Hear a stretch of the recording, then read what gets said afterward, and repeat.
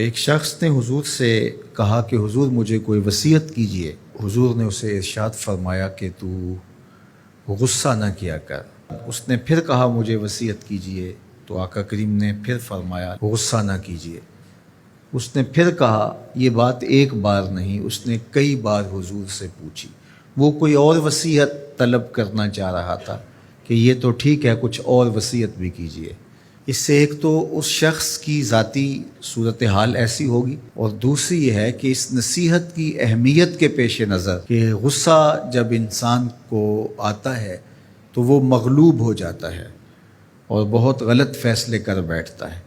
اس لیے بار بار ایک نصیحت پر تاکید کرنا اور اس کا تکرار کرنا اس امر کی طرف توجہ دلاتا ہے کہ ہمیں معاملات کے اندر بہت معتدل رہنے کی ضرورت ہوتی ہے۔ جو شخص غصے کو نافذ کرنے کی طاقت رکھتا ہے، ایک تو ہوتا ہے کہ بندہ غصے سے خود اپنے آپ کو بے چین کرے گا، لیکن اپنے غصے کو نافذ نہیں کر سکتا، غصہ نکال نہیں سکتا، خود پیچ و تاب کھائے گا۔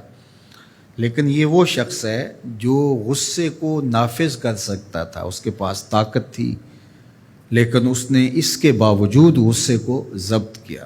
حضور علیہ السلام نے ارشاد فرمایا، قیامت کے دن اللہ تعالیٰ لوگوں کے سامنے اسے بلائے گا، تو اللہ تعالیٰ اسے اختیار دے گا کہ جنت کی حوروں میں سے جس کے ساتھ تم نکاح کرنا چاہتے ہو، جس کے ساتھ تم رہنا چاہتے ہو، تمہیں اس کا اختیار دیا گیا ہے، اس لیے کہ تم نے اپنے غصے کو ضبط کیا، اس کو نافذ کرنے کی طاقت کے باوجود۔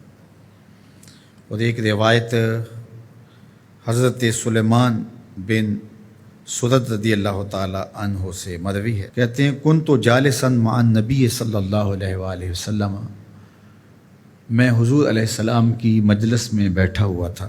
دو لوگ تھے، وہ آپس میں الجھ رہے تھے۔ ان میں سے ایک شخص کا چہرہ غصے سے سرخ ہو گیا، رگیں پھولی ہوئی تھیں، اور ایک دوسرے کے لیے سب و شتم کا ماحول پیدا ہو گیا تھا۔ اللہ کے رسول صلی اللہ علیہ وآلہ وسلم نے ارشاد فرمایا، میں ایسا کلمہ جانتا ہوں کہ اگر یہ کلمہ پڑھ لیں تو ان کا یہ غصہ زائل ہو جائے گا، ان کی جو کیفیت ختم ہو جائے گی۔ اور وہ کیا ہے؟ اعوذ باللہ من الشیطان الرجیم۔ یہ پڑھ لیں تو جو ان کے اندر ہے وہ چلا جائے گا۔ تو لوگوں نے اس شخص کو کہا جس کی رگیں پھولی ہوئی تھی اور غصے سے اس کا چہرہ سرخ ہوا جا رہا تھا کہ تعوذ پڑھو، اعوذ باللہ من الشیطان الرجیم پڑھو۔ اور یہ اللہ تعالیٰ نے قرآن مجید میں ارشاد فرمایا ہے کہ جب غصے سے انسان بے قابو ہو جائے تو اس کو چاہیے کہ وہ اپنے غصے سے باہر نکلنے کے لیے تعوذ پڑھے۔ ایک روایت میں ہے، اللہ کے محبوب نے ارشاد فرمایا، تم میں سے اگر کوئی شخص غصے میں آئے تو وہ خاموش ہو جائے، تو خاموشی سے غصے کا لیول نیچے آنا شروع ہو جائے گا۔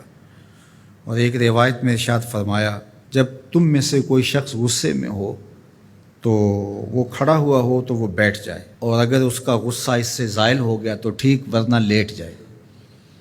یعنی اگر وہ کھڑا ہو تو بیٹھ جائے، اور اگر بیٹھنے کے باوجود بھی غصہ ختم نہیں ہونے پا رہا تو لیٹ جائے، خاموش ہو جائے، تعوذ پڑھے اور بیٹھ جائے، یا پھر لیٹ جائے۔ تو یہ چار صورتیں غصے کو کم کر دیتے ہیں۔ تو غصے کو نافذ کرنے کی بجائے کوشش کرنی چاہیے کہ غصہ جو ہے وہ فروغ ہو جائے، چونکہ غصے میں انسان ایسے امور کر لیتا ہے کہ بعد میں اس کو سخت پچھتاوا ہوتا ہے۔